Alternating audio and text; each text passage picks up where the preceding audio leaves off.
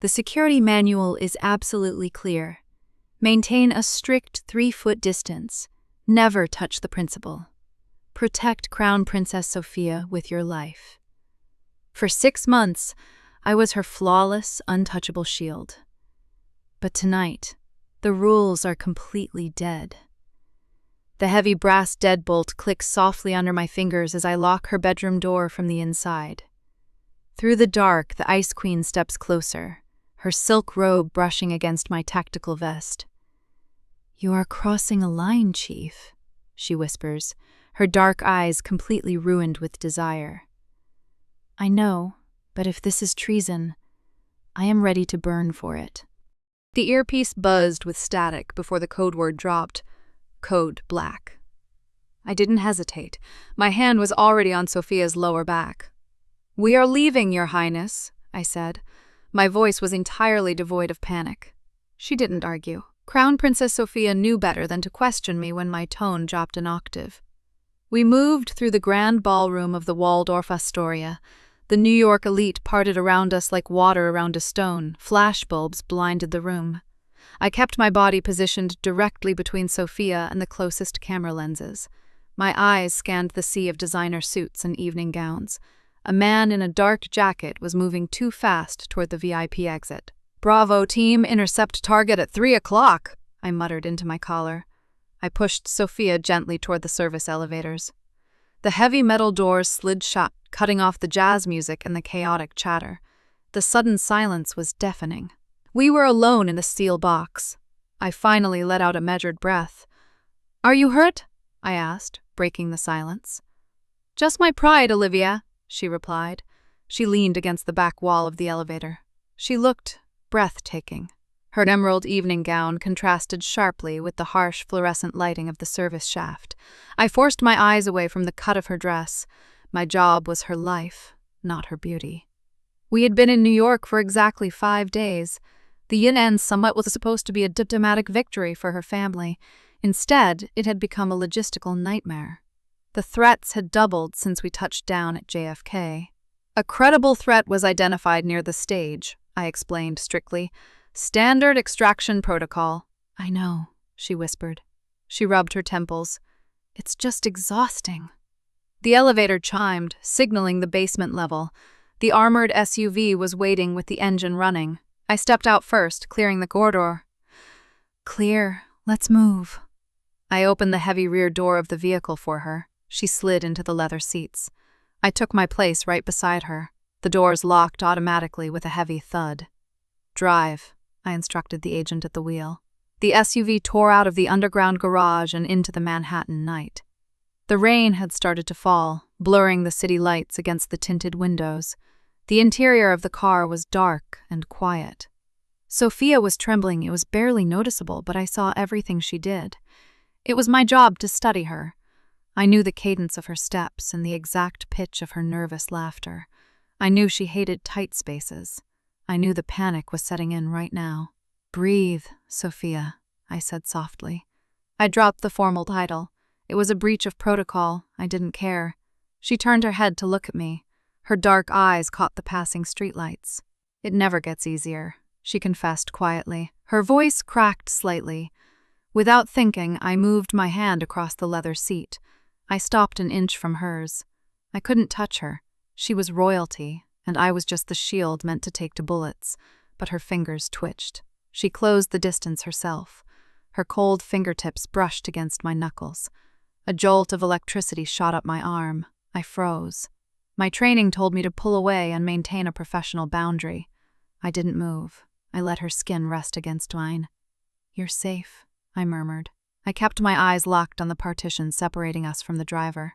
"Am I?" she asked. The question hung heavily in the confined space. I didn't have an answer for that. The real danger wasn't the assassin in the ballroom. The real danger was sitting right next to me. The real threat was this overwhelming urge to pull her into my arms. We arrived at the 5th Avenue penthouse in silence. The secure garage gates closed behind us, sealing us off from the world. I escorted her into the private elevator. The tension between us was thick enough to cut with a knife. We stepped into the grand foyer of the penthouse. The security detail took their positions at the perimeter. I'll clear the rooms, I stated automatically. I needed physical distance from her. Olivia! She called out. I stopped mid-stride. I turned back. She was standing in the center of the room, looking incredibly fragile. Stay, she commanded softly. It wasn't an order from a princess to a subordinate. It was a plea, a desperate request from a woman who was tired of being alone. I walked back to her. My boots made no sound on the marble floor. I'm right here, I said. I stood at a respectful distance. She looked down at her hands. Can you help me with this clasp? She turned her back to me. The emerald gown dipped low, exposing the smooth skin of her back. My mouth went dry. This was well outside my jibe description. I stepped closer. I could smell her perfume now, a subtle mix of vanilla and sandalwood. My hands hovered over the delicate gold clasp at the nape of her neck. My fingers were trembling slightly. I was a highly trained operative. I had dismantled bombs and disarmed men twice my size. Yet, unfastening a simple piece of jewelry on this woman terrified me. I took a steadying breath. The metal was cold against my skin. Her skin was incredibly warm. The moment my knuckles brushed her neck, she let out a quiet gasp. She didn't pull away. I released the clasp. The fabric loosened, hanging precariously on her shoulders. Done, I whispered. My voice was hoarse. I should have stepped back immediately. I didn't. I stayed there, standing inches behind her. The warmth radiating from her body was intoxicating. Thank you, she breathed out. She tilted her head slightly back. Her hair brushed against my cheek. I closed my eyes, fighting a losing battle against my own discipline. I wanted to press my lips against the exposed line of her neck. I wanted to forget the crown, the rules, and the world outside. But I was her bodyguard. My duty was to protect her, even if it meant protecting her from myself. I took a deliberate step backward. The cold air rushed into the space between us. I will be right outside your door, Your Highness, I said formally. The wall was back up. She turned to face me. The vulnerability in her eyes was immediately replaced by a familiar, cold mask. Of course, Olivia, she replied sharply. Good night. She walked away, her heels clicking against the marble. I watched her disappear into the master suite. The heavy oak door shut firmly. I stood in the foyer alone. I raised my hand and looked at my fingers. I could still feel the phantom heat of her skin. It was going to be a very long night. And this was only our first week in New York. The hallway was entirely devoid of life. The antique grandfather clock in the living room chimed 3 times, echoing through the empty penthouse. I stood at my post outside her bedroom door. My posture remained perfectly straight, my hands clasped loosely behind my back. Sleep was a luxury I simply could not afford. Not tonight. Not when my mind was obsessively replaying the sensation of her cold skin against my knuckles. Through the heavy oak door, I heard the faint sound of footsteps. She was pacing. The thick wood muffled the sounds, but I knew her rhythms far too well. She was anxious, and the adrenaline from the ballroom incident hadn't faded. Usually, she would read a book or play soft classical music to calm her nerves. Tonight, there was only the restless sound of her bare feet against the hardwood floor. I debated knocking. I debated asking if she needed a glass of water, a sedative, or a doctor. My training dictated I only intrude if there was a verified security threat. My heart told me the real threat was already inside her head, tearing her apart. Suddenly, the brass handle turned slowly. The door clicked open with a sharp, metallic sound. I instantly shifted my weight, dropping my right hand near my holstered weapon. It was pure muscle memory. Sophia stood in the doorway. The harsh hallway light spilled over her, casting long shadows across her face. She had removed her makeup, stripping away the flawless armor she presented to the world. Her dark hair was loose, tumbling in tangled waves over her shoulders. She wore a simple white silk robe. It was a stark, almost painful contrast to the heavy emerald gown she had worn earlier.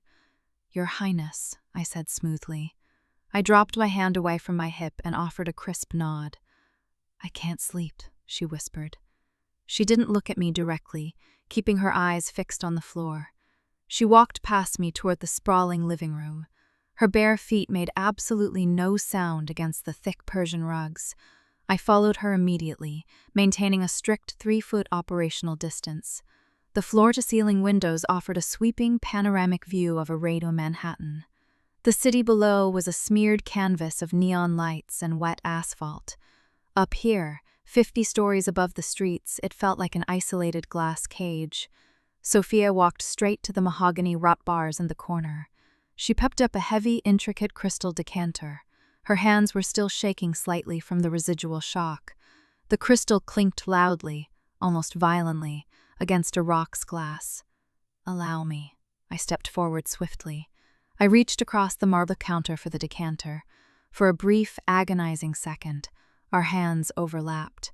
The glass was freezing, but her slender fingers were burning hot. She didn't let go immediately.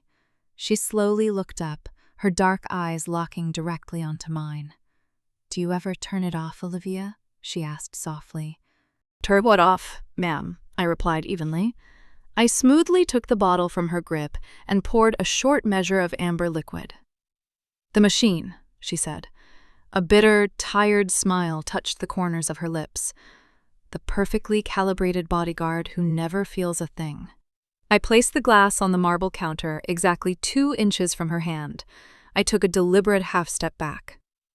"My personal feelings are irrelevant to your safety," I stated. It was a line memorized from the agency manual, but it tasted like ash in my mouth. Sophia picked up the glass but didn't drink. She just swirled the whiskey, watching the golden liquid catch the dim security lights. "They are relevant to me," she countered. Her voice was barely a whisper, yet it sounded deafening in the quiet room. The silence stretched between us, thick and suffocating. The storm outside intensified, rain battering fiercely against the reinforced glass windows. "You are the Crown Princess," I reminded her rigidly.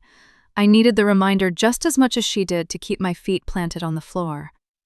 "I am simply an employee," she scoffed, a harsh sound that completely broke the quiet illusion of the night.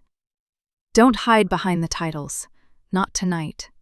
She stepped closer to me, moving away from the bars. The mandatory 3-foot rule instantly evaporated. I held my ground. I couldn't retreat without looking cowardly, but I couldn't advance without committing career suicide.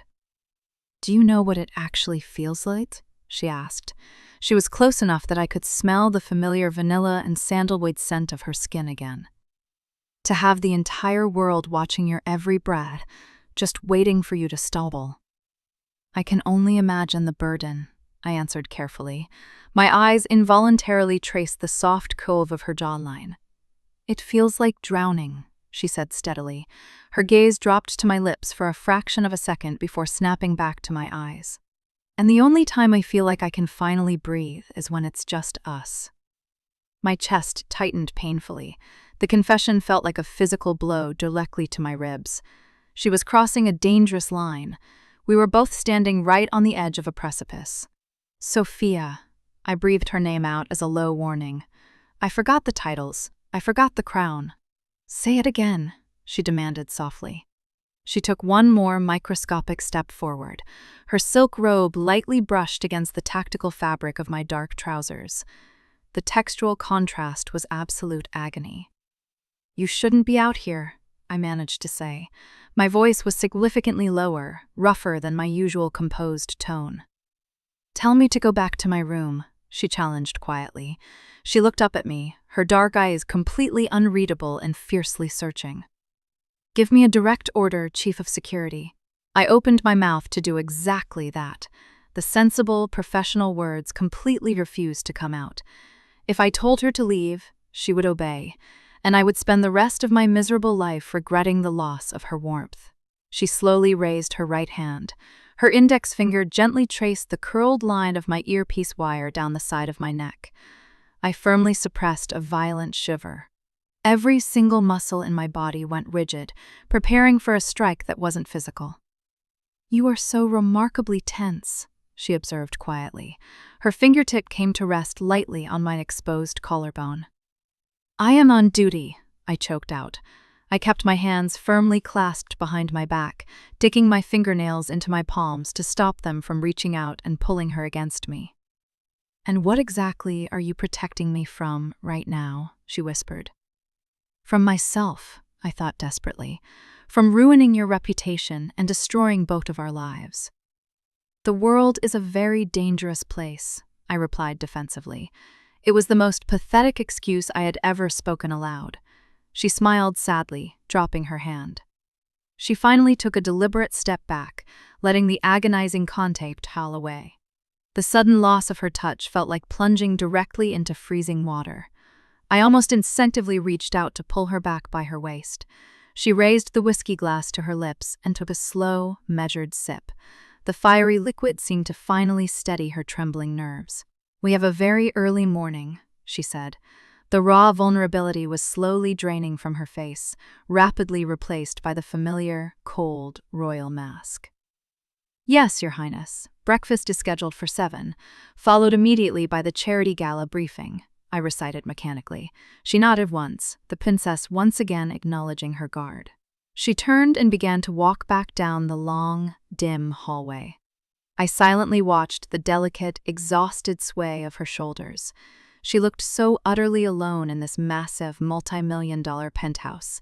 Just before she reached her bedroom door, she paused. She didn't turn around to look at me.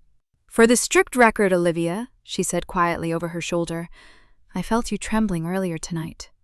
She opened her heavy door and slipped inside. The mechanical lock clicked shut with a definitive, final sound.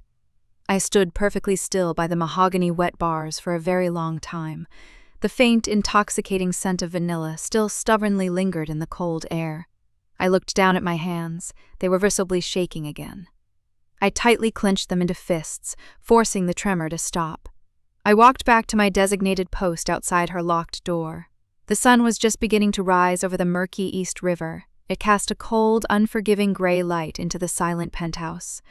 The terrifying night was finally over, but the war raging inside my chest had only just begun. I checked my weapon, adjusted my earpiece, and prepared myself for another long day of pretending I didn't love her. Daylight broke over Manhattan with a harsh, unforgiving glare. The rain had cleared, leaving the city skyline sharp and blindingly bright.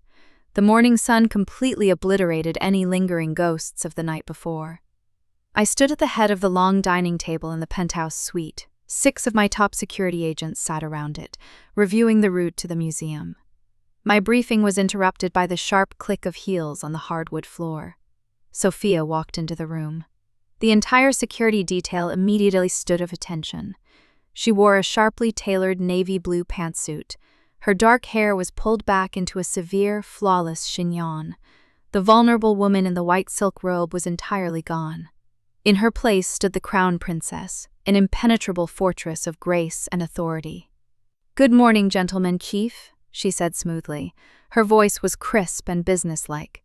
She didn't look directly at me. Her gaze swept over the table, landing on the printed floor plans. "Good morning, Your Highness," I replied, my tone matching her professional detachment. "We are finalizing the extraction routes for tonight's charity gala." She took a seat at the opposite end of the table. The physical distance between us felt immense. A team of PR managers and assistants flooded into the room right behind her. The quiet penthouse was instantly transformed into a chaotic war room. Phones rang incessantly. Schedules were debated loudly over lukewarm coffee and untouched pastries. I watched her navigate the chaos with practiced ease. She nodded at the right moments and issued polite, firm directives. She was a master of the mask. I was exactly the same. At 10:00 a.m., it was time for the final wardrobe fitting. The gala dress had to be inspected for tactical viability. I escorted her down the hall to the guest suite, which had been converted into a temporary dressing room. A nervous stylist was waiting with a garment bag. He unzipped it to reveal a stunning blood-red evening gown. "It's silk crepe," the stylist explained rapidly. "Very delicate, very form-fitting." I stepped forward, holding a matte black, folded garment in my left hand. "She isn't wearing it alone." I placed the level 3A covert ballistic vest on the vanity table. It landed with a heavy, dull thud. The stylist stared at it in absolute horror. "A bulletproof vest? Underneath the silk? That will completely ruin the silhouette." "Yesterday's threat assessment demands an upgraded protocol," I stated coldly. I didn't care about fashion. I cared about her surviving the night. Sophia looked at the black Kevlar, then at me. Her expression was completely unreadable. "Make it work, Julian," she ordered the stylist. "The chief of security dictates the rules of engagement." The stylist sighed dramatically, grabbing the vest. "Fine. Let's get you into this armor." "No," I interrupted sharply. "I will fit the tactical gear. It requires specific adjustments to ensure maximum coverage." The room went completely silent. The stylist looked offended. Sophia met my eyes in the vanity mirror. A tiny spark of defiance flared in her dark irises. "Give us the room, Julian," she said quietly. The stylist huffed and walked out, pulling the heavy door shut behind him. We were alone again. The sudden silence was suffocating, instantly reminding me of the previous night. "Take off your jacket," I instructed. My voice was strictly professional. She unbuttoned the navy blazer and slipped it off her shoulders. She draped it neatly over the back of the chair. She was wearing a thin, white cotton button-down shirt underneath. It was almost translucent under the bright vanity lights. I picked up the heavy Kevlar vest. I walked over to her, stopping precisely 1 foot away. "Lift your arms," I said. She raised her arms silently. I slipped the vest over her head. The rigid material settled awkwardly onto her shoulders. It was designed for combat, not royalty. I stepped closer, invading her personal space. I had to reach around her ribcage to secure the side panels. I avoided looking at her face. I focused entirely on the heavy Velcro straps. "Take a deep breath and hold it," I told her. She inhaled deeply. Her chest expanded against the stiff fibers of the vest. I pulled the left strap tight, securing it against the back panel. My knuckles dug slightly into her side. I moved to her right side. My arm brushed against the soft fabric of her shirt. The contrast between the harsh, unyielding Kevlar and her delicate frame was jarring. I hated putting this armor on her. It was a physical reminder that people actively wanted to kill her. It was my job to stand between her and those bullets. I grabbed the right strap and pulled it firmly across her ribs. "Exhale." She let out a shaky breath. I could feel the rapid, uneven beating of her heart through the thick, ballistic material. I smoothed down the front of the vest. My hands rested flat against her stomach for a fraction of a second too long. "Is it too tight?" I asked, finally looking up. Our faces were mere inches apart. I could see the tiny gold flecks in her dark eyes. "It's restrictive," she whispered. Her voice was slightly breathless. "It needs to be," I replied softly. I didn't step back. Her gaze dropped to my mouth. The professional barrier I had meticulously rebuilt this morning was rapidly crumbling. She smelled different today. Crisp citrus and shop bergamot, a daylight armor of scent. But underneath it, I could still detect the faint, intoxicating trace of last night's vanilla. "Does this really make me safe, Olivia?" she asked. "It stops a 9mm round," I answered mechanically. My hands were still resting against the Kevlar covering her ribs. "That's not what I asked," she challenged quietly. She slowly lowered her arms. Her forearms brushed against my wrists. Neither of us moved away. We were locked in a dangerous, silent standoff in front of the vanity mirror. The line between protector and something else was blurring again. It was happening in broad daylight, right under the noses of her entire staff. Suddenly, a sharp knock on the door shattered the moment. "Your Highness, the PR director needs your approval on the press release," an assistant's voice called out from the hallway. I immediately dropped my hands and stepped back 3 full paces. I clasped my hands firmly behind my back. Sophia blinked rapidly, her chest heaving once. She turned her back to me and looked at her reflection in the mirror. She adjusted the collar of her white shirt over the rigid neckline of the vest. She smoothed away the invisible wrinkles. When she turned back around, the Ice Queen was fully restored. The vulnerability was completely locked away beneath layers of cotton and Kevlar.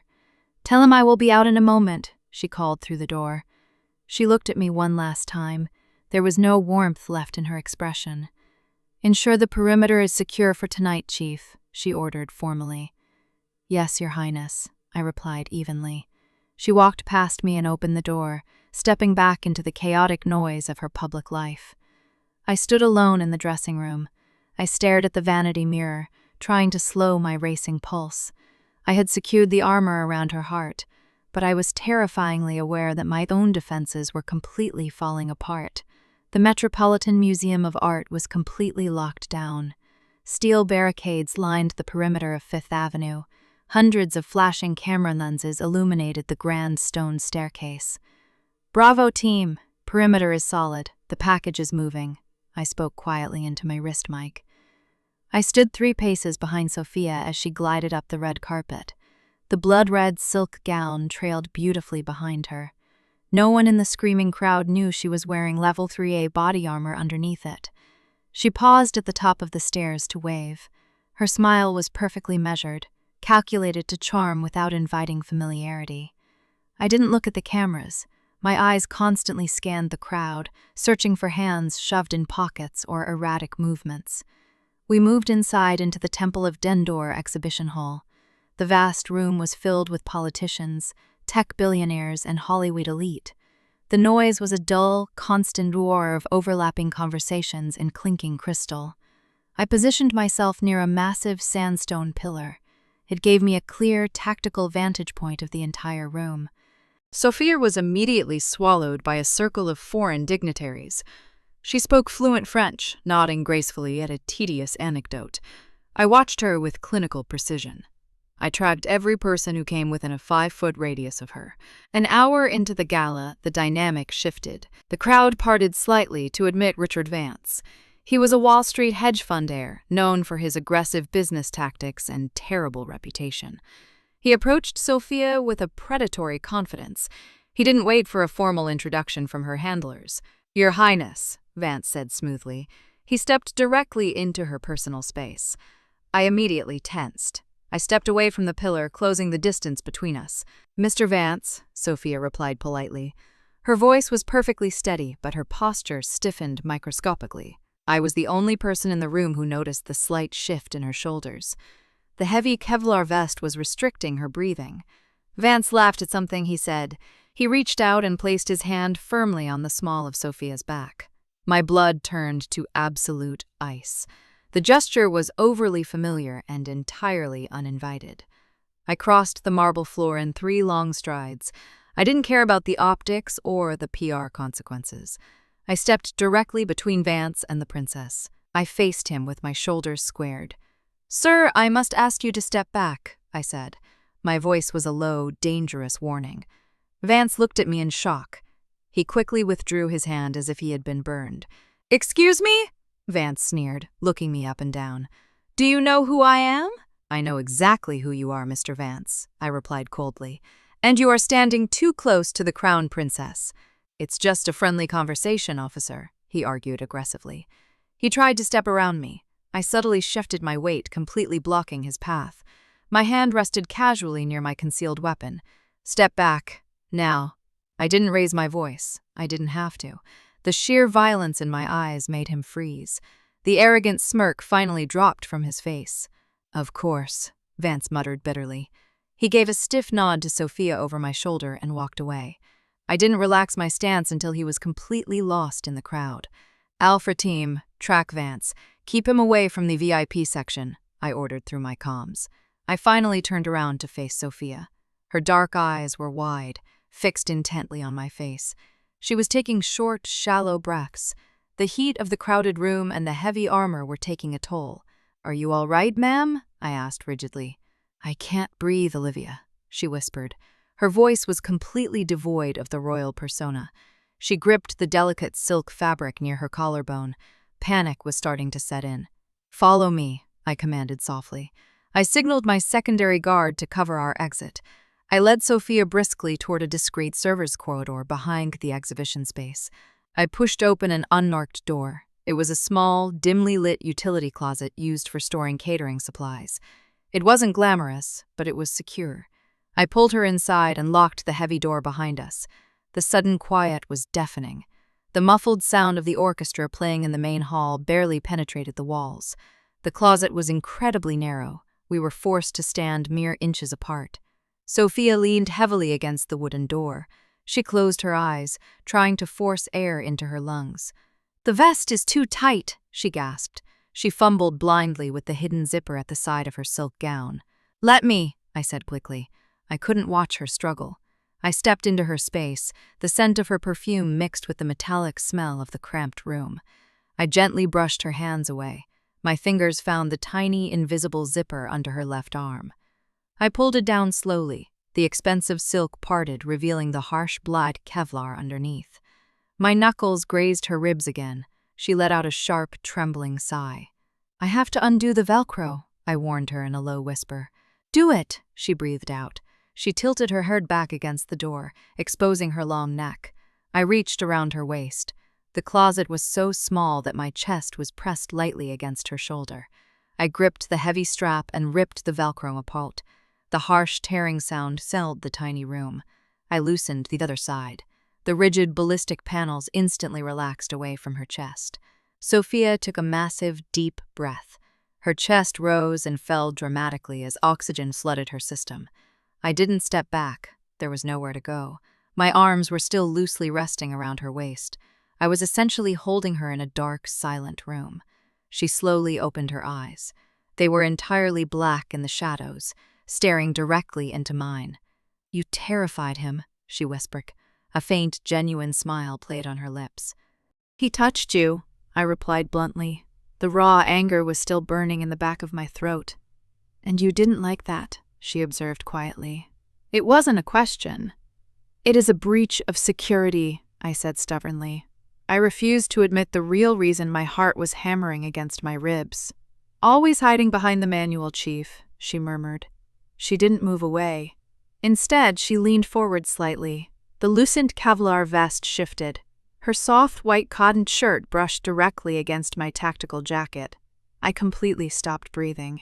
The air in the tiny closet suddenly felt incredibly thin. "What are you doing, Sophia?" I asked. My voice was a hoarse rasp. "Testing the perimeter," she whispered back. She slowly lifted her hand. Her fingers bypassed my collar and rested gently against my jawline. Her touch was feather-light, yet it completely paralyzed me. "Tell me to stop, Olivia," she challenged softly. Her thumb lightly brushed against my lower lip. I closed my eyes. The orchestra outside swelled into a dramatic crescendo, mirroring the chaotic noise inside my head. I opened my mouth to tell her this was a mistake. I needed to say it was reckless and dangerous, but no words came out. I just leaned my face, ever so slightly, into the warmth of her palm. I leaned my face into the warmth of her palm. It was an absolute surrender. The cold, highly trained bodyguard simply ceased to exist. I was just a woman, entirely consumed with the gravity of the woman standing in front of me. Sophia let out a soft, ragged exhale. The sound vibrated in the narrow space between us. Her thumb stroked my cheekbone. The touch was agonizingly slow. I opened my eyes. We were so close that my vision blurred. I could see the rapid pulse beating fiercely at the base of her throat. I wanted to press my mouth exactly there. My hands moved without my permission. They slid from her waist, moving upward along the rigid sides of the loosened Kevlar. I found the soft cotton of her shirt. I gripped her waist firmly, pulling her flush against me. She gasped quietly at the sudden force. She didn't resist. Instead, her hands moved to grip the collar of my tactical jacket. She pulled me down slightly. The height difference vanished. Our faces were perfectly aligned in the dim shadows of the utility closet. "Olivia," she breathed my name. It sounded like a prayer and a curse. "This will ruin us," I whispered back. My voice was completely unrecognizable. "Let it," she replied instantly. Her dark eyes were entirely devoid of fear. She tilted her chin up. Her lips were mere millimeters from mine. I stopped thinking about the crown. I stopped thinking about the snipers on the roof and the agents in the hall. I leaned in to bridge the final, microscopic gap. I could feel the heat of her breath ghosting across my mouth. Static crackled violently. "Bravo, Actual. This is command. We need a visual on the package." The voice in my earpiece was deafening. It hit me like a physical blow to the chest. I flinched violently, snapping my head back. The romantic illusion shattered into a million sharp pieces. Reality came crashing down with crushing weight. I was a chief of security hiding in a closet. Sophia froze. Her hands slowly slipped from my collar. The silence returned, but the tension had completely mutated. It was no longer seductive. It was terrifying. "I need a visual, Chief," the radio demanded again. "Is the perimeter compromised?" I pressed 2 fingers to my earpiece. My hand was shaking so badly I almost missed the button. Negative command, I replied. I forced my voice into a flat, robotic monotone. The package needed a wardrobe adjustment. We are stepping out in 30 seconds. Copy that. Holding perimeter. I dropped my hand. I stared at the concrete wall just over Sophia's shoulder. I couldn't look at her face. If I saw the disappointment in her eyes, I would break protocol completely. 30 seconds, I said rigidly. I stepped back, creating a cold foot of space between us. Right, Sophia whispered. Her voice was utterly hollow. I reached for the heather straps of the Kevlar vest. My fingers were clumsy. I pulled the left strap tight across her ribs. I pressed the Velcro down firmly. I moved to the right side. I locked the armor back into place, securing the impenetrable cage around her heart. She didn't look at me either. She stared straight ahead at the center of my chest. I pulled the zipper of her silk gown back up. The blood-red fabric closed perfectly over the tactical gear. "You are secure, Your Highness," I stated automatically. She smoothed the front of her dress. The Ice Queen mask slid back over her features flawlessly. "Thank you, Chief," she replied. The royal icy distance was back in her tone. I turned and unlocked the heavy door. I pushed it open, stepping out into the bright corridor first. The noise of the gala washed over us instantly. The orchestra, the laughter, the clinking glasses. Sophia stepped out behind me. She raised her chin, her posture perfectly aligned. We walked back into the exhibition hall. The sea of billionaires and politicians parted for her once again. I fell into step exactly 3 paces behind her right shoulder. I watched the back of her head for the rest of the night. The gala dragged on for 2 more agonizing hours. She smiled. She shook hands. She delivered a flawless speech. I stood by the exit, scanning the room. My lips still tingled with the phantom memory of her near kiss. When we finally returned to the armored SUV, exhaustion had settled over the entire team. The rain had returned to Manhattan. It lashed furiously against the tinted bulletproof windows. We sat in the back of the vehicle in complete silence. The partition was rolled up, isolating us from the driver. She stared out the window at the blurry neon lights. I stared straight ahead. The silence was completely suffocating. It was a heavy, unspoken accusation hanging in the dark car. "Tomorrow's schedule." She suddenly spoke without turning her head. I immediately pulled out my secured tablet. "You have a private viewing at the MoMA, followed by a lunch with the mayor. Cancel the mayor," she ordered flatly. I paused, my stylus hovering over the screen. "Ma'am, that is a highly anticipated diplomatic meeting." "I said cancel it," she repeated. Her voice was colder than I had ever heard it. She finally turned from the window to look at me. The ambient light from the street lamps illuminated the sharp angles of her face. "And dismiss the security detail for the morning," she added. I lowered the tablet. I met her gaze head-on. "I cannot authorize that. It violates every operational protocol." "I don't care about the protocol, Olivia," she snapped quietly. She leaned forward slightly. The smell of vanilla and rain filled the space between us. "Tomorrow I am going to the museum," she stated with absolute, terrifying authority. "And you are the only one coming with me." "That is reckless," I warned her. My chest tightened painfully. "It is a direct order from your Crown Princess," she countered softly. "Will you disobey me?" I looked into her dark, defiant eyes.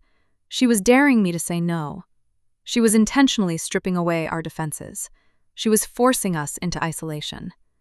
"I will arrange the transport," I said finally. My voice was a gravelly whisper. She nodded once, a sharp and final gesture. She leaned back against the leather seat and closed her eyes. I stared at the glowing screen of my tablet.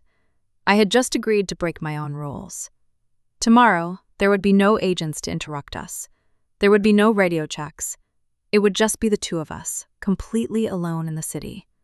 And I knew, with absolute certainty, that neither of us would survive it. The unmarked black sedan cut through the heavy morning rain. I drove it myself. There was no driver, no convoy, and absolutely no backup. Sophia sat in the passenger seat beside me. It was a staggering breach of protocol for her to ride up front. She wore a simple tan trench coat over black trousers and a soft cashmere sweater. Her hair was tied back loosely, devoid of any elaborate styling. She wore oversized dark sunglasses despite the gloomy gray sky. For the first time since I took this detail, She looked like an ordinary civilian. We pulled into the secure underground loading dock of the Museum of Modern Art. The museum was closed to the public for another 2 full hours. The private viewing had been strictly and hastily arranged. I parked the car in the VIP slot and killed the engine. The silence in the concrete garage was absolute. I unbuckled my belt and prepared to step out to open her door. She didn't wait for me. She pushed the heavy door open herself and stepped out onto the damp concrete. "Lead the way, Chief," she said lightly. Her tone was completely stripped of its usual royal weight. We took the private freight elevator up to the main galleries on the 4th floor.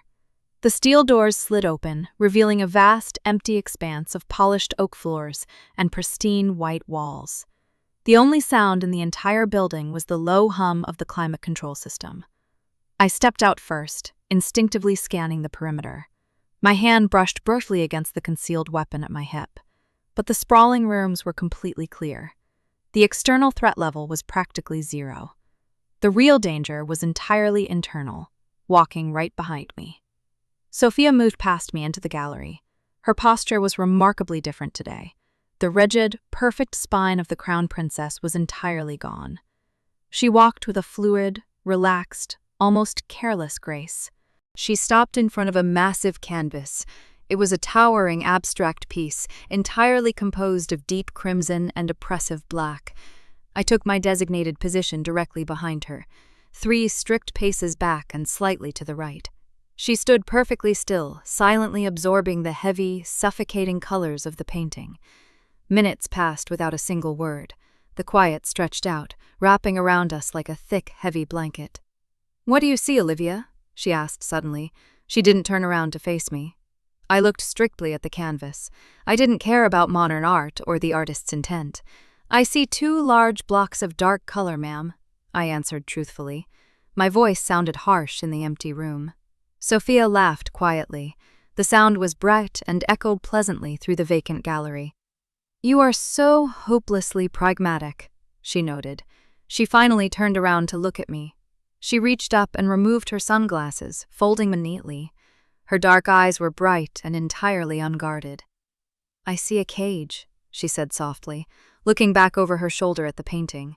"A very beautiful, very expensive cage." I shifted my weight slightly.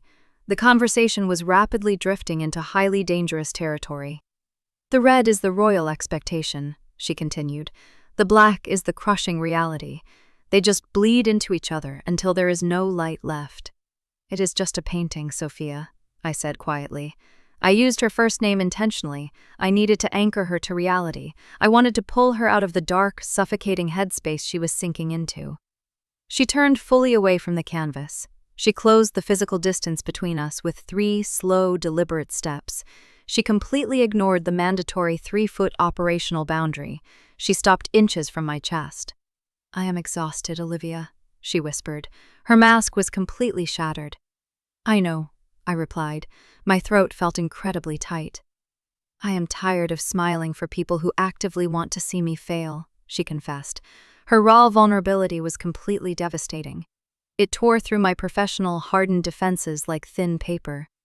"I am tired of constantly being afraid," she added softly. "You are safe with me," I stated firmly.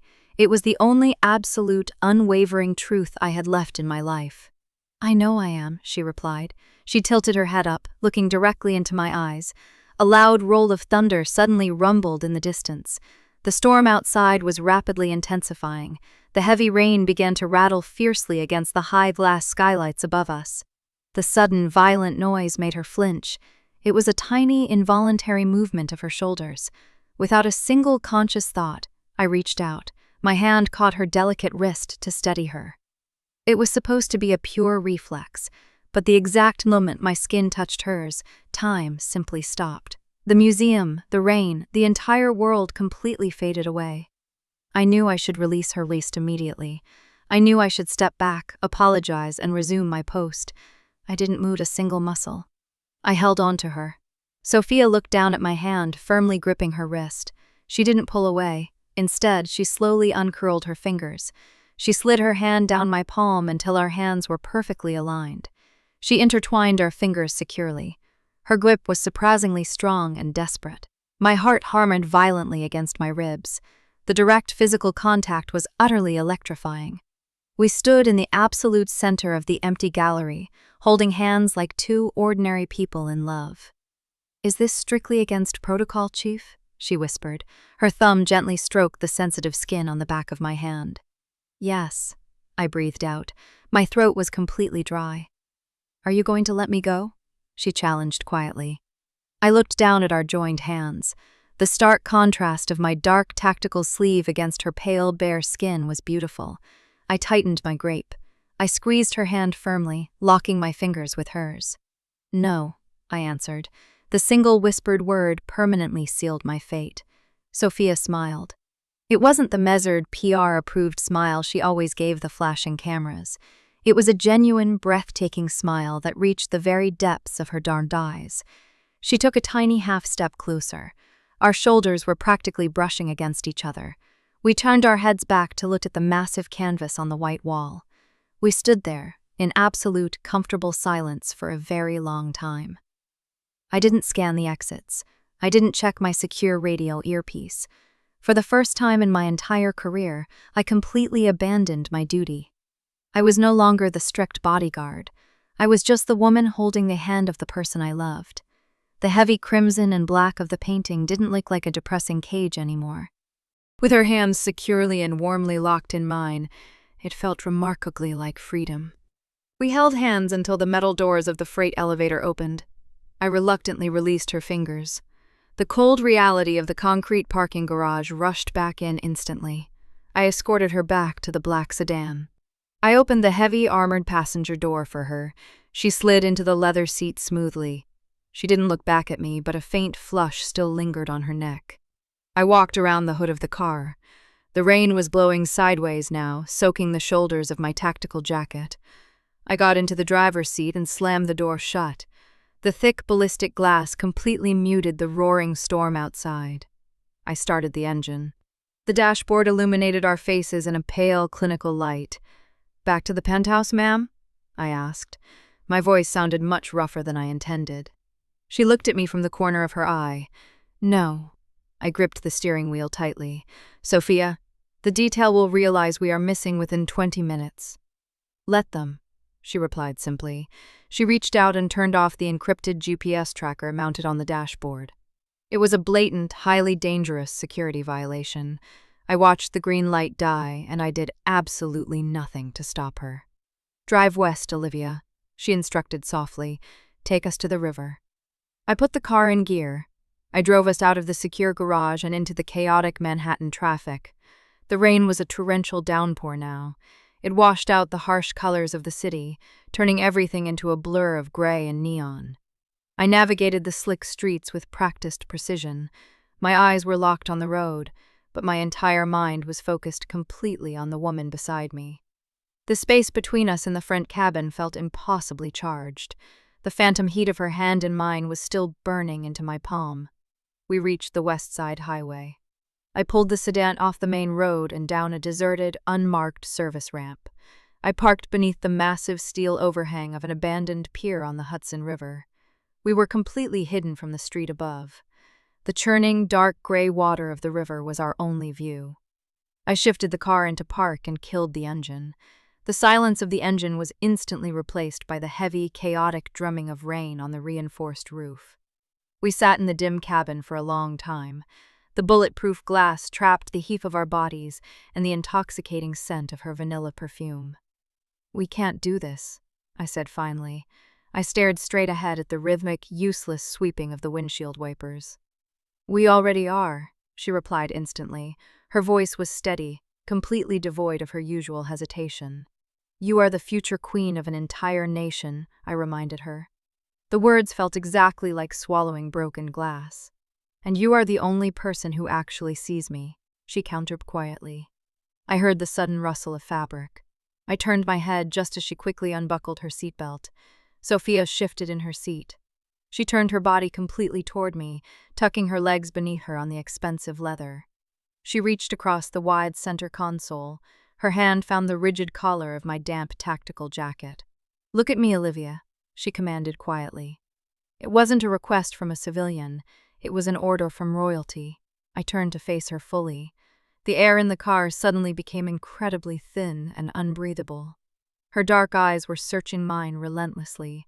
She was actively stripping away every last ounce of my professional armor. She slowly pulled me closer by my collar. The hard plastic of the center console dug uncomfortably into my ribs, but I didn't care at all. "Tell me you don't want this," she challenged in a breathless whisper. "Look me in the eye and lie to me, Chief." Her face was mere inches from mine. I could feel the absolute suit radiating from her pale skin. I opened my mouth to speak. I wanted to tell her about duty, about honor, and the impossible reality of our situation, but all the strict rules had completely dissolved. The manual was utterly gone. "I can't," I surrendered softly. It was the most terrifying and liberating truth I had ever spoken in my life. Sophia let out a shaky, triumphant breath. She didn't hesitate for a single second more. She closed the final distance between us. Her lips crashed directly against mine. The physical impact was entirely startling. It wasn't a gentle, hesitant first kiss. It was desperate. It was a violent collision of years of repressed desire and unspoken, suffocating tension. My brain completely short-circuited. Every single security protocol I had ever memorized was instantly deleted from my mind. She let out a soft, sharp sound against my mouth. Her fingers tangled fiercely in my short hair, pulling me much deeper into the kiss. Her lips were incredibly soft, but her demand was absolute. She kissed me like a woman who was drowning, and I was her only source of oxygen. I opened my mouth to her. The sweet, dark taste of her was completely intoxicating, aggressively overriding all my trained senses. The heavy rain battered violently against the thick windows.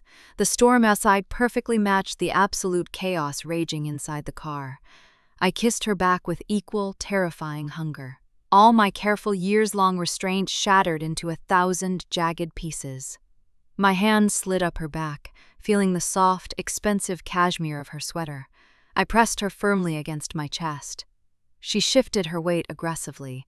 She practically climbed over the center console to get closer to me. Her knee bumped hard against the steering wheel. The horn let out a short, muffled beep. We didn't care at all. We were completely lost in the dark, isolated bubble of the armored vehicle. The kiss slowly shifted in rhythm. It moved from desperate, starving hunger to a deep, agonizing intimacy. Her tongue traced my lower lip. The slow, deliberate motion sent a violent, uncontrollable shiver down my spine. I trailed my kisses to the corner of her mouth, then down to her sharp jawline. Her skin was burning hot against my cold lips. She tilted her head back willingly, offering me absolute access to her throat. She gasped quietly when my teeth lightly grazed her neck. "Olivia," she moaned softly into the quiet cabin. The raw sound of my name on her lips was my complete undoing. I pulled back slightly to look at her. My breathing was ragged, loud, and painfully uneven. Her lips were heavily swollen and flushed dark red. Her dark eyes were half closed, completely consumed by naked desire. She looked beautiful, reckless, and entirely ruined. I had done this to her, and I wanted to do it again. I rested my forehead heavily against hers. We were both fighting desperately to catch our breath in the stuffy, fogged-up car. "This is absolute treason," I whispered into the small space between us. My voice was trembling violently. "Then let them lock us up," she replied without a single second of hesitation. She reached up and gently cupped my cheek. Her thumb stroked the sharp, tense line of my jaw. "I am not going back to the cage," she vowed fiercely. "Not without you." I closed my eyes. The massive weight of her words settled heavily onto my shoulders. We had crossed the point of no return. There was absolutely no going back to the cold, professional dynamic of this morning. I was no longer just her chief of security. I was her accomplice, her darkest secret, and her lover. I turned my head and pressed a long kiss to her palm. The simple gesture was an absolute vow of loyalty, far deeper than any sworn oath I had ever taken. We stayed parked in the shadows by the river for another hour. We hid from the world in our bulletproof sanctuary, letting the storm wash away all our previous boundaries. The storm finally broke around 3 in the afternoon. The heavy, violent downpour faded into a miserable gray drizzle over the Hudson River. The thick windows of the armored sedan were completely fogged over from the heat of our bodies. We had successfully hidden ourselves in a private, suffocating cocoon of our own making. I reached out with a trembling hand and wiped a crude circle of condensation from the windshield. The jagged, unforgiving skyline of Manhattan immediately stared right back at me. "We have to go back," I said heavily. The necessary words tasted exactly like bitter betrayal on my swollen lips. Sophia didn't argue or protest. She knew the brutal rules of the dangerous game we were now playing. She sat back heavily in the passenger seat and aggressively pulled down the sun visor. She stared critically at her own reflection in the small, illuminated vanity mirror. Her lips were flushed remarkably dark, noticeably swollen from the desperate force of my kisses. Her expensive cashmere sweater was slightly wrinkled where my desperate hands had gripped it. She smoothed the soft fabric down with cold, practiced efficiency. I watched in absolute silence as she methodically rebuilt her impenetrable royal aura piece by piece. I slowly turned the ignition key. The massive V8 engine roared to life, instantly and violently shattering the quiet intimacy of the cabin. I reached toward the dashboard and flipped the encrypted GPS tracker back on. A tiny green light blinked steadily, signaling our precise location to the watchful world. Almost immediately, the secure dashboard radio exploded with frantic, high-pitched static. "Actual, this is command. Respond. Actual, do you copy?" The voice of my second-in-command was bordering on absolute, unprofessional panic. I picked up the heavy plastic comms microphone. I cleared my throat harshly, forcing down the lingering, intoxicating softness of the afternoon. "Command, this is Actual," I responded loudly. My voice was pure, unyielding steel, completely devoid of any human emotion. "Christ, Chief, you've been completely dark for over 2 hours. We were 10 seconds away from scrambling the tactical retrieval unit." "Stand down, Command," I lied with terrifying, flawless ease. "We encountered a massive secure comms dead zone during an unannounced evasive route deviation." "Understood, Chief. Is the perimeter secure?" "The package is entirely secure," I confirmed strictly. "ETA to the penthouse loading dock is exactly 12 minutes. I placed the heavy microphone back firmly into its dashboard cradle. Sophia was watching me closely with a faint, incredibly dangerous smile playing on her lips. "You are a remarkably excellent liar, Chief," she murmured quietly into the confined space. "It is a strict requirement of the job, Your Highness," I replied flatly. I aggressively shifted the heavy sedan into drive. I navigated us off the deserted pier and back onto the slick asphalt of the West Side Highway. The afternoon traffic was heavy, miserable, and painfully slow. At a particularly long red light, I rested my right hand tiredly on the wide center console. Sophia immediately reached across the leather divide and placed her hand directly over mine. Her cold fingers slowly traced the rough, bruised knuckles of my right hand. It was a reckless, completely unnecessary risk. Anyone sitting in the adjacent cabs or trucks could easily look down through the glass and see us. I didn't pull my hand away. I simply turned my palm upward and intertwined my fingers fiercely with hers.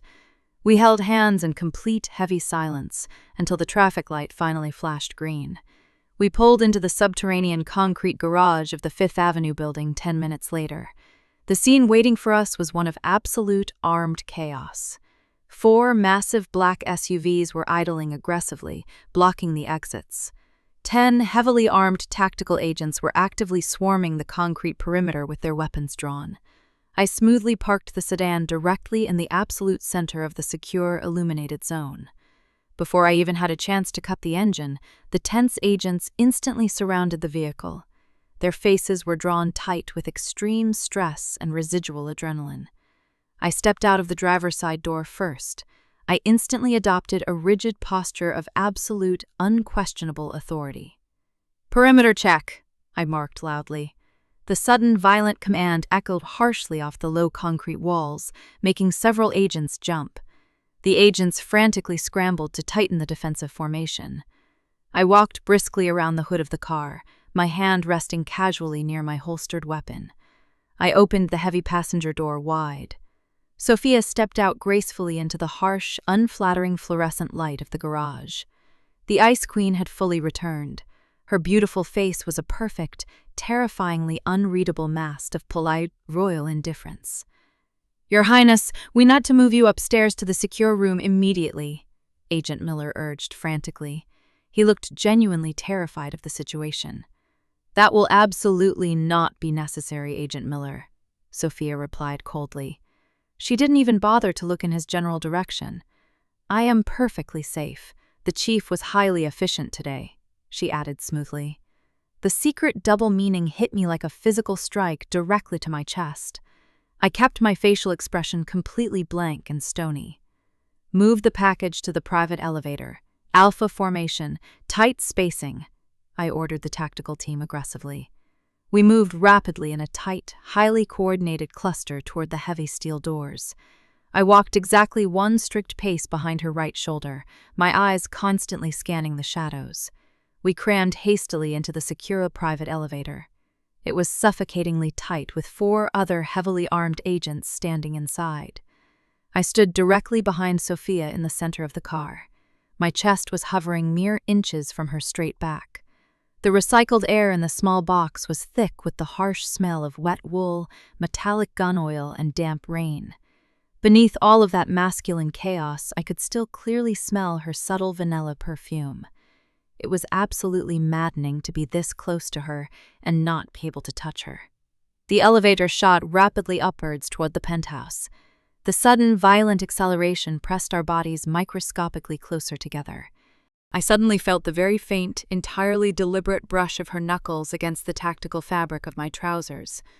It was a microscopic movement, completely hidden from the sharp eyes of the other agents. It was a terrifyingly bold and arrogant move from the princess. I swallowed hard, keeping my jaw clenched tight. I kept my eyes locked dead ahead on the brushed steel of the elevator doors. The doors finally slid open at the penthouse level. The entire royal PR team was waiting anxiously in the grand marble foyer. "Sophia, you cannot simply vanish off the grid like that," the lead publicist shouted hysterically. He was waving a digital tablet frantically in the air. "The press is already actively speculating about a kidnapping." Sophia stepped calmly out of the elevator. The security agents instantly fanned out to secure the perimeter of the massive living room. "Lower your voice immediately, Arthur," Sophia commanded softly. The entire chaotic room went instantly deathly silent. She possessed an innate, terrifying authority that could effortlessly freeze the blood in a grown man's veins. I took a private tour of a museum. The chief of security was present the entire time. "There is absolutely no story here," she stated with absolute crushing finality. She gracefully took off her damp trench coat and handed it blindly to a trembling young assistant. "Clear my schedule for the rest of the evening. I am extremely tired," she ordered the room at large. "But, Your Highness, the charity donors are expecting a virtual call," the publicist tried to argue weakly. Sophia shot him a single, withering look that could cut through solid glass. "I said I am tired. Good night, Arthur." She turned away dismissively and walked gracefully down the long, dimly lit hallway toward her master suite. She didn't look back at me even once. She absolutely didn't need to. I stood silently by the elevator bank, watching her back disappear behind the heavy oak door of her bedroom. The sharp metallic click of the deadbolt locking sounded incredibly loud in the sudden, tense quiet of the penthouse foyer. "Chief, do you want me to take the first rotation outside her door?" Agent Miller asked nervously from beside me. I didn't take my eyes off her closed wooden door. My blood was still rushing fiercely and loudly through my ears. "No," I replied coldly, completely shutting him down. "Dismiss the detail to the outer perimeter. I personally have the night watch." I walked slowly down the long hallway and took up my usual rigid post. I stood completely still in the dim security light, my hands clasped loosely but firmly behind my back. I was strictly guarding her door from the outside world, but we both knew the real, undeniable danger was already waiting inside. I just had to wait for the rest of the penthouse to finally go to sleep. And then I was going to quietly cross that impossible threshold. The penthouse was completely silent by 2 a.m. The outer security detail was strictly stationed by the elevators and fire exits. I was the only operative left in the interior corridor. The antique grandfather clock ticked rhythmically in the distant living room. It was the only sound competing with my heavy, uneven heartbeat. I stood directly outside her bedroom door. The thick oak wood was the final physical barrier between my sworn duty and my absolute ruin. I reached out and grasped the cold brass handle. I fully expected the heavy deadbolt to be locked from the inside. It turned completely silently in my grip. She had intentionally left it open for me. I pushed the door open and stepped into the absolute darkness of the master suite. The mechanical latch clicked softly as I closed it behind me. The room was massive and entirely unlit. The only illumination came from the pale moonlight filtering through the sheer curtains of the floor-to-ceiling windows. I stood perfectly still by the door, letting my eyes adjust to the deep shadows. "You took your time, Chief," a soft, breathless voice whispered from the center of the room. Sophia was sitting on the edge of the massive, king-sized bed. She was bathed directly in a stark silver beam of moonlight. She wore a simple black silk nightgown. Her dark hair cascaded freely and messily over her bare shoulders. All the cold, unapproachable royalty of the daytime was completely gone. She looked incredibly fragile and intensely beautiful in the dark. "I had to ensure the outer perimeter was absolutely secure," I replied. My voice was a gravelly, unrecognizable whisper. I slowly unbuckled my heavy tactical duty belt. I placed it quietly on a nearby chair along with my holstered weapon and radio earpiece. I was officially entirely unarmed and completely off the grid. I walked slowly toward the bed. My heavy tactical boots sank soundlessly into the thick, expensive carpet. I stopped exactly 1 foot away from her bare knees. I looked down at her in the dim light. She looked up at me. Her dark eyes were perfectly clear and entirely devoid of fear or hesitation. "Are you going to stand there all night, Olivia?" she challenged softly. I dropped to my knees directly in front of her. The sudden, submissive physical movement made her breath hitch audibly in the quiet room. I placed my hands gently on her bare knees. Her skin was incredibly warm against my cold, calloused palms. "You are the princess," I stated quietly. "I am simply waiting for my direct orders." It was a blatant, highly dangerous play on our twisted power dynamic. I was giving her the ultimate, final choice to stop this madness. Sophia leaned forward slowly. Her face was mere inches from mine, her breath ghosting across my cheek. "My absolute order is for you to forget the crown," she whispered fiercely. "Forget the cameras, the titles, and the entire world outside this room." She reached out and gripped the rigid collar of my dark uniform shirt. She pulled me aggressively and forcefully upward. I stood up smoothly, bringing her up to her feet along with me.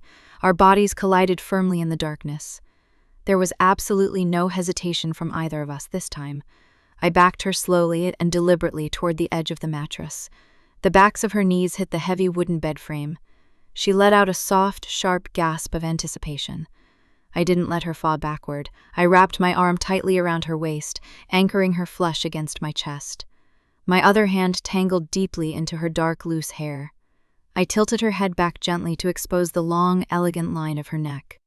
"Is this really what you want?" I asked gruffly. I desperately needed to hear it one last time before I completely crossed the point of no return. "I want you," she breathed out without a single second of doubt. "Only you." I crashed my mouth down directly onto hers. The kiss was entirely devoid of the frantic desperation from the armored car earlier today. This kiss was deliberate, incredibly heavy, and absolutely possessing. It was a clear, undeniable claim of ownership in the dead of night. She parted her lips willingly. She met my demanding, relentless rhythm with a matching, fierce intensity that sent shockwaves down my spine. Her hands slid rapidly up my chest, aggressively unbuttoning my tactical shirt. She forcefully pushed the heavy fabric off my shoulders and let it drop to the floor. I shivered slightly as the cool air conditioning hit my bare skin. Her incredibly worn hands immediately mapped the tense, rigid muscles of my back. I broke the kiss to press my lips heavily against her sharp jawline. I trailed hot, open-mouthed kisses down her throat, finding the rapid, frantic pulse beating there. She arched her back beautifully, leaning completely into my touch. Her blunt fingernails dug sharply and painfully into my shoulders. "Olivia," she moaned quietly. The raw sound vibrated directly against my lips, completely shattering my remaining self-control. I swept her up smoothly into my arms. She weighed practically nothing against my trained strength. I laid her down gently onto the massive bed. The dark silk sheets contrasted sharply and beautifully with her pale skin. I followed her down immediately, I hovered over her, supporting my heavy weight securely on my forearms. She reached up and forcefully pulled my face back down to hers. The power dynamic shifted entirely in that single, decisive moment. In the outside world, she commanded nations and parliaments. In this dark, quiet room, she completely surrendered all her control to me.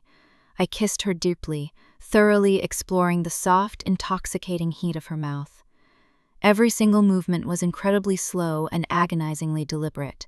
My hands traced the delicate curve of her waist, moving slowly and agonizingly upwards.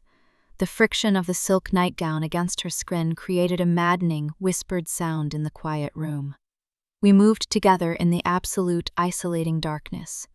We communicated entirely through ragged breaths, soft gasps, and desperate, tight grips. There were absolutely no words exchanged. None were needed to explain the immense, crushing weight of what we were finally doing. Hours blurred into a singular, continuous state of heightened, intense physical sensation. We actively chased the shadows, happily hiding our sins in the perfect safety of the night. When the heavy physical exhaustion finally overtook us, the sky outside the windows was already beginning to turn a pale, bruised purple. I lay perfectly still on my back, staring blindly at the high, ornate ceiling. My breathing was finally returning to a normal, steady rhythm. Sophia lay heavily and comfortably against my side. Her head rested securely on my bare chest, positioned right over my beating heart. Her arm was thrown casually and possessively across my stomach. Our legs were completely tangled in the thoroughly ruined silk sheets. I slowly stroked her dark hair with my fingers. I was painfully aware that this peaceful, perfect illusion had a strict, rapidly approaching expiration time. "The sun is coming up," I stated quietly into the dim, cool room. "I know," she murmured sleepily. She actively tightened her grip on my waist, stubbornly refusing to let me move. "I have to get back to the door," I reminded her softly. Duty was an incredibly cruel, entirely relentless master that waited for no one. Sophia sighed heavily. She slowly pushed herself up, resting her chin on my chest to look directly down at me. Her perfect royal makeup was completely gone. Her hair was a tangled mess and her lips were deeply bruised from my teeth. She had never looked more incredibly beautiful or more purely human to me. "Tomorrow, we play the game again," she whispered softly. It was a bleak, undeniable statement of factual reality. "Yes," I agreed flatly. "I will be exactly 3 strict paces behind you, always." She smiled sadly and leaned down to press one final, incredibly lingering kiss to my lips. "They will never know," she promised fiercely. "This completely belongs to us." I sat up and silently gathered my discarded tactical clothing from the carpet. I dressed quickly and highly efficiently in the lingering dark. I strapped my heavy tactical belt back onto my waist. I strictly checked my weapon and firmly inserted my radio earpiece. The cold, entirely unfeeling chief of security was instantly resurrected. I walked to the door and placed my hand firmly on the brass handle. I looked back at the bed one last, agonizing time. Sophia was watching me intently from the shadows. The Ice Queen was already safely locked away behind her perfect, unreadable royal mask. I opened the door and stepped out into the harsh, unforgiving fluorescent light of the hallway. I pulled the heavy oak door shut until the deadbolt clicked securely into place. I clasped my hands firmly behind my back. I stared dead ahead at the blank, beige wall. My body ached deeply, and my professional career was completely and irreversibly compromised. But standing there alone in the cold hallway, I had never felt more incredibly invincible. The rest of the world could keep the crown. I already possessed the only thing that actually mattered. Ultimately, true devotion is having the courage to lock the door from the inside. If you loved this forbidden Ice Queen romance, please leave a massive like and subscribe to Taylor's Secret Library. Let me know in the comments, what was your absolute favorite moment? The breathless Kevlar unfastening, or the rain-soaked kiss? Next week, we unlock a thrilling enemies to lovers fake marriage file. You won't want to miss it. Until next time, keep your secrets safe, and I'll see you in the next chapter.